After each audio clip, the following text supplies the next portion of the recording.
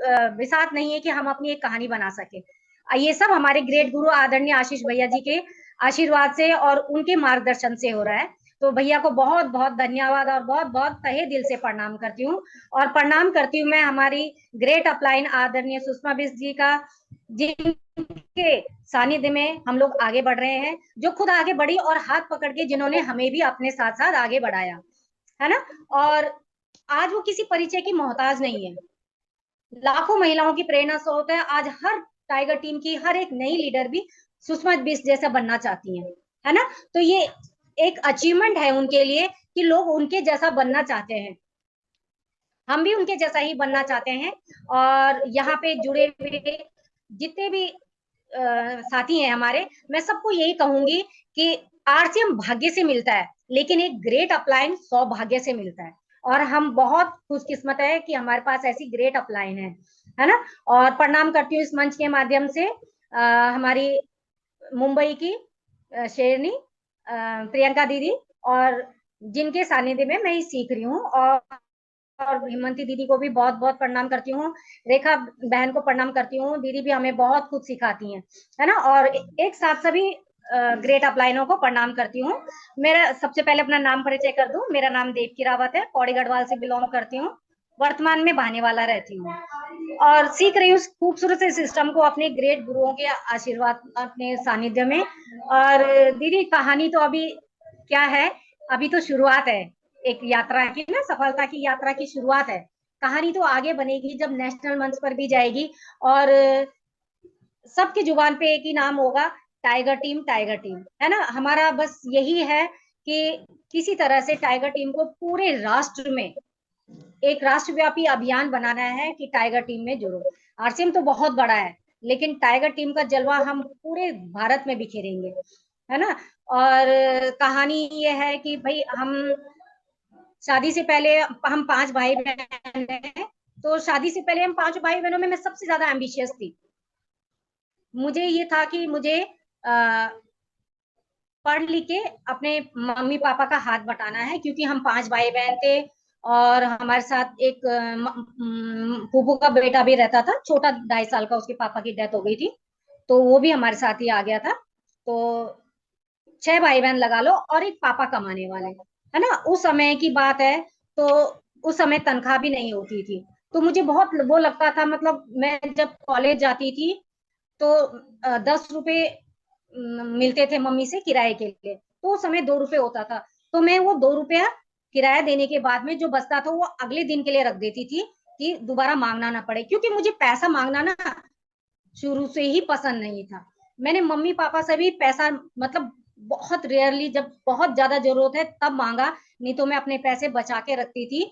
और शादी के बाद भी फिर यही हुआ कि मैंने अपने हस्बैंड से, मतलब मुझे शर्म आती थी कि मुझे पैसे दो, ऐसा लगता था कि हम पढ़े लिखे हैं तो हस्बैंड से क्यों मांगना, हमारे अंदर काबिलियत है तो हम कमा सकते हैं, है ना। और शादी से पहले मैंने, मतलब पढ़ाई पे ज्यादा ध्यान नहीं दिया, पढ़ाई में ठीक ठाक थी, पढ़ाई पे मैंने ज्यादा ध्यान नहीं दिया, लेकिन मेरा ध्यान था पैसा कमाने में, कि मुझे किसी तरह से अपने पापा की मदद करनी है, भाई बहनों के लिए अच्छा वो करना है प्लेटफॉर्म। मेरा सपना था नर्सिंग करने का, कि मैं नर्सिंग करूं। लेकिन अब ये है, मैं दूसरे नंबर की थी और मेरे पीछे और भाई भी थे और भाई बहन थे। मैंने सोचा अगर मेरे ऊपर ही पैसा खर्च कर देंगे तो फिर आगे कैसे करेंगे। तो मैंने फिर एक छोटी मोटी नौकरी शुरू की, 1 साल वहां काम किया। उसके बाद मैंने फिर एक डॉक्टर ममगाई के यहाँ जॉब किया, जो देहरादून वाले हैं वो अच्छे से जानते होंगे डॉक्टर ममगाई को, चाइल्ड स्पेशलिस्ट है। तो एज अ रिसेप्शन मैंने वहां काम किया था।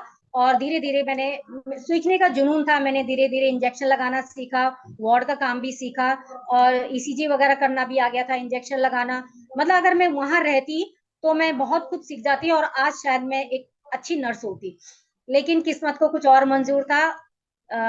उसी दौरान मेरी सगाई हो गई और मेरे ससुर जी ने कहा कि जॉब नहीं करनी है अभी, तो मैंने फिर 1-2 महीने करके फिर छोड़ दिया था।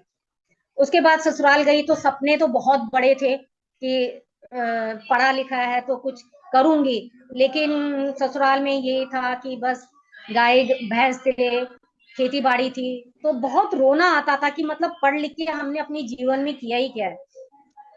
फिर बड़ी एक दिन अपनी ननद की यहाँ, उसके, मेरी ननद कंप्यूटर का कोर्स करती थी, तो मैं एक दिन उसके ऑफिस ऑफिस में गई, तो उसके सर ने मुझे पहचान लिया कि आपको मैंने कहीं देखा है। तो मैंने कहा मैं डॉक्टर मंगाई के यहाँ जॉब करती थी, आर्मी में है मेरे हस्बैंड। तो उन्होंने कहा नहीं मैं नहीं कहूंगा, तो खुद बात कर लेना घर पे। बड़ी मुश्किल से मनाया मैंने अपने हस्बैंड को। तो फिर उन्होंने मैंने अपने सास ससुर से बात की। तो तब ऐसे करके मैं भटिंडा गई। भटिंडा गए हम, तो भटिंडा में मतलब एक मेरे अंदर था कि मतलब कुछ भी सीखने का करने का एक जुनून था कि मुझे कुछ करना है, आगे अपना नाम करना है। वहां भी मैं वेलफेयर में गई, मेरे हस्बैंड गुस्सा करते थे कि कुछ वहां कुछ भी बोलेंगे यस नहीं करना है, हाथ खड़ा नहीं करना है, अपने ऊपर वो नहीं लेना है। और मैं वहां जाके कुछ भी वो आता था कि कौन करेगा, मैं सबसे पहले हाथ खड़ा करती थी कि मैं करूंगी। तो मतलब वहां भी मेरी एक अलग पहचान थी आर्मी में। स्पीच पढ़नी होती, कोई बड़ी ब्रिगेडियर आती थी, सबसे बहुत अच्छी जान पहचान हो गई थी कि मैं ही स्पीच करती थी वहां भी। और कविता तो लिखती थी, तो हमारी सीओ मैम मुझे बहुत अच्छा मानती थी, क्योंकि कुछ भी प्रोग्राम होता था उसके लिए कविता मैं ही लिखती थी हमारे यूनिट के लिए। उसके बाद फिर मुझे वहां से आर्मी का साइटेशन भी मिला। मैं अपनी यूनिट की पहली लेडी हूँ जिसको साइटेशन मिला, मतलब प्रशस्ता प्रमाण पत्र कहते हैं आवा का, आर्मी वेलफेयर सोसाइटी का। तो वो भी जब हमारी यूनिट जम्मू चली गई थी तो वहां पे आई, तो सबके बधाई के फोन आए। फिर उसके बाद वहां से हम देहरादून आए। देहरादून आए तो मेरे ससुर जी ने कहा कि जब तुमने बच्चों को आर्मी स्कूल में डाल रखा तो इनको आर्मी स्कूल में ही डालो। तो मैं फिर बच्चों को हमने यहाँ ट्रांसफर करवाया। तो किराए में रहने लगी मैं और मेरे दोनों बच्चे। यहीं से मेरी आरसीएम की यात्रा शुरू हुई। तो जब लॉकडाउन आया, सुषमा जी ने मुझे कहा कि एक दिन सुषमा जी का कॉल आया, दिव्यांशु के नाम से नंबर सेव था, मेरी बेटी ने कर रखा था। तो कि देवकी बहन आप क्या करते हो।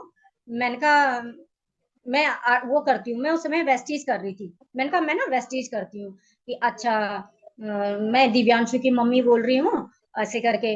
फिर आरसीएम ज्वाइन करोगे, मैंने कहा नहीं नहीं, मैंने कहा हमारा तो वेस्टीज बहुत बढ़िया है, बहुत अच्छा चल रहा है।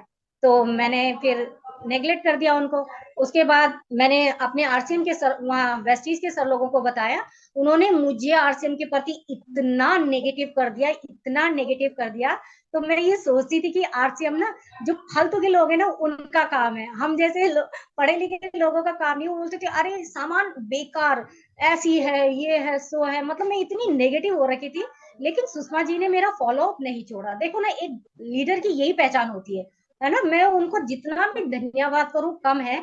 उन्होंने मेरा फॉलो अप नहीं छोड़ा और 4 साल तक मुझे फॉलो अप करती रही। और मैंने उनका नाम दिव्यांशु के नाम से ही सेव कर रखा था। फिर मैं अपने एक दिन घर पे थी, मैंने अपने हस्बैंड को बोला, मैंने कहा यार दिव्यांशु की मम्मी कह रही है कि मेरे साथ जुड़ जाओ। मैंने फिर कॉल आया उनका कि देवकी बहन आपका वेस्टीज कैसा चल रहा है। मैंने कहा ठीक चल रहा है। नहीं, मैंने कहा वैसे तो मैंने छोड़ दिया, मैं एक दूसरी कंपनी में कर रही हूँ और बहुत अच्छा है। मैंने कहा तुरंत पैसे आते हैं अगले दिन, आप भी करो मेरे साथ, आप भी करो मेरे साथ। तो उन्होंने कहा कि नहीं मैं तो आरसीएम कर रही हूँ, फिर आपको अगर लगेगा तो आप आरसीएम ज्वाइन करना। मैंने कहा ठीक है देखते हैं। मैंने कहा अगर मेरा अच्छा चला तो मैं आपके साथ जुड़ूंगी, आपका अच्छा चला है ना मैं आपके साथ जुड़ूंगी, मेरा अच्छा चला तो आप मेरे साथ जुड़ना। कि ठीक है। फिर उनका कॉल आ, मतलब मैं इनके स्टेटस देखती रहती थी कि कुछ तो कर रही हैं, है ना।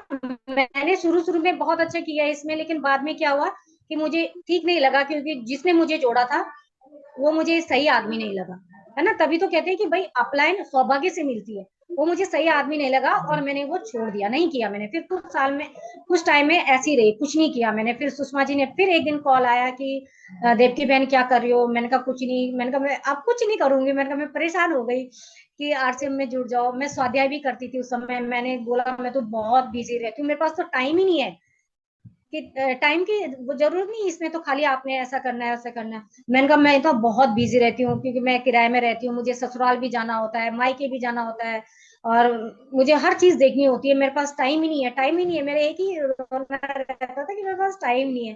तो मुझे कहती थी कि इसीलिए तो हमने आरसीएम करना है, टाइम फ्रीडम के लिए। फिर मैंने स्कूल भी ज्वाइन किया।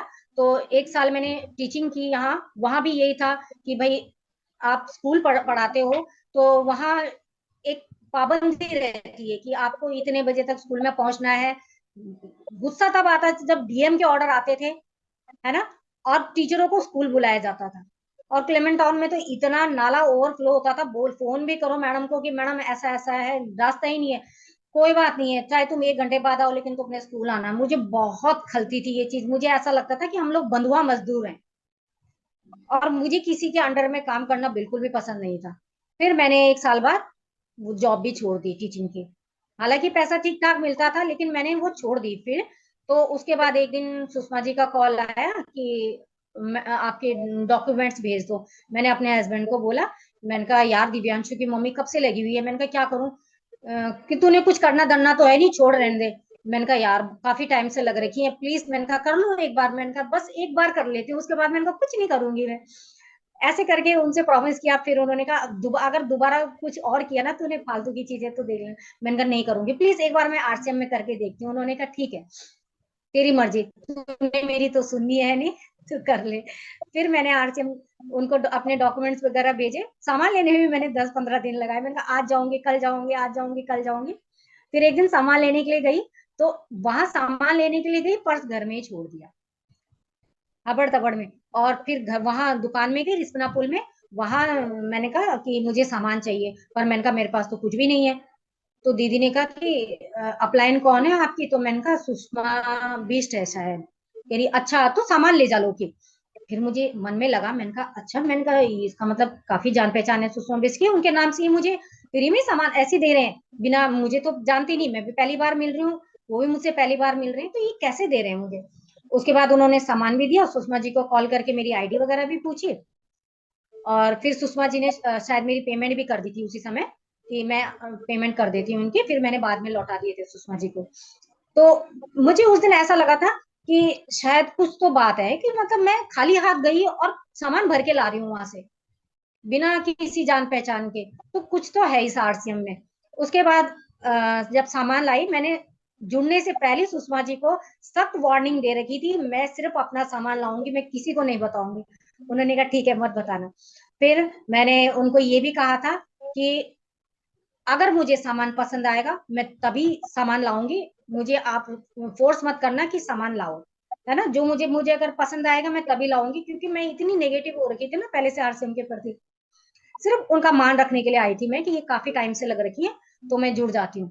तो जिस दिन मैं आटा लाई ना, पहले ही दिन मैंने रोटी खाई, वो इतनी टेस्टी रोटी हुई। मैंने जब पहली रोटी खाई, मैंने उसी दिन कसम खा ली थी कि ये आटा चाहे कितना भी महंगा हो, मैं खाऊंगी आरसीएम से ही। और धीरे धीरे धीरे धीरे सारा सामान यूज किया, तो बहुत अच्छा लगा, मतलब सारा सामान मुझे अच्छा लगा। और मैं काफी टाइम से शायद इसी प्लेटफॉर्म की तलाश कर रही थी। मैं सोचती थी, भगवान से रिक्वेस्ट करती थी, भगवान मुझे कुछ ऐसा जॉब दिला दो कि मुझे ना सुबह सुबह उठ के जाना ना पड़े, टेंशन ना हो, मुझे बच्चों को छोड़ने की टेंशन ना हो। मैं ना मंदिर भी जाती थी तो भगवान से यही मांगती थी कि भगवान मुझे ना कुछ है। फिर मैं सोचती थी कि ऐसा कौन सा सिस्टम है जो बिना ऑफिस गए, बिना खुद गए पैसा देगा। तो मैं सोचती थी कि ये सपना तो मेरा कभी पूरा नहीं हो सकता, बिना मेहनत किए तो कर होगा नहीं। तो जब मैंने आरसीएम में ज्वाइन किया ना, तो धीरे धीरे सिस्टम, मतलब पहले तो मीटिंग ही नहीं ज्वाइन की। सुषमा जी मुझे बोलती थी कि मीटिंग ज्वाइन करो, मीटिंग। मैं बोलती थी मेरे मोबाइल में स्पेस ही नहीं है, जूम कैसे डाउनलोड करूँ, नहीं है नहीं है नहीं है। फिर धीरे धीरे धीरे धीरे जब मुझे सब अच्छा लगने लगा, तो मैंने फिर एक दिन सिम कार्ड वो लिया, मेमोरी कार्ड, और जूम डाउनलोड करवाया बच्चों से। मुझे नहीं आता था उस टाइम तक, मतलब पढ़े लिखे थे हम, लेकिन इसका कोई ज्ञान नहीं था मुझे। ये सब कुछ प्रियंका दीदी ने सिखाया, जो कहती है कि मैं 8वीं पास हूँ, मुझे तो ऐसा लगता है पीएचडी कर रही है उसमें। दीदी ने सिखाया मुझे मेल करना कैसे करना है, पोस्टर बनाना। तो मुझे लगता था, मैंने कहा देखो, मैंने कहा बोलती मैं 8वीं पास हूँ, और मैंने कहा इतनी जल्दी सिखा देती है, कुछ बात है आरसीएम में। जिस दिन पहले दिन दीदी का कॉल आया ना, वेलकम कॉल, तो मुझे ऐसा लगा कि मतलब मैं इनको बहुत पहले से जानती हूँ, हमारा कोई पुराना रिश्ता है। ऐसा मन कर रहा था कि उनसे बात करती रहूं प्रियंका दीदी से। बहुत अच्छा लगा मुझे उनसे बात करके। और धीरे धीरे धीरे धीरे मैंने फिर 2-3 ज्वाइनिंग लगाई, अपनी दीदी को जोड़ा, नंदा दीदी को जोड़ा, पता ही नहीं चला टीम कब बन गई, है ना। और आज ये आरसीएम का सफर जीरो से स्टार्ट हो गया, आज स्टार पिन तक आ गया है। तो ये मतलब मेरा अपना इसमें कोई रोल नहीं है, ये हमारे टाइगर टीम का, इसमें हमारे गुरुओं का, इनका सहयोग है। उनके सहयोग के बिना हम कुछ नहीं कर पाते। क्योंकि जब मैं स्टार पिन पे आई ना, तो मुझे भैया ने शुरू में ये बोल दिया था कि देवकी तुमने स्टार पे जाना है। और मैं अपने मन में सोचने लगी, मैंने कहा भैया ने मुझे इस लायक समझा कि मैं ईगल से सीधा स्टार जाऊंगी। तो मैंने कहा हो सकता है उन्हें लगा होगा कि कर लेंगे। मैंने भैया को यस ठीक है भैया बोला, लेकिन मुझे उस समय तक कुछ नहीं पता था कि क्या होगा और कैसे होगा। बस मैंने अपलाइन पे भरोसा रखा और धीरे धीरे धीरे धीरे 1 महीने में मैं लास्ट तक, मतलब एक लास्ट तक आया कि भाई स्टार पिन क्वालिफाई हो गया। तो मुझे बहुत खुशी हुई। तो अभी सफर जारी है और अभी ये सफर चलता रहेगा जब तक नेशनल मंच पर भी इस कहानी नहीं आ जाती है। तो मैं खुद की तो कहानी लाऊंगी लाऊंगी, लेकिन मेरी टीम में जितने भी जुड़ रखे हैं ना, मैं सबको वादा करती हूँ कि एक दिन मैं उन सब की कहानी इस नेशनल मंच पे लाऊंगी।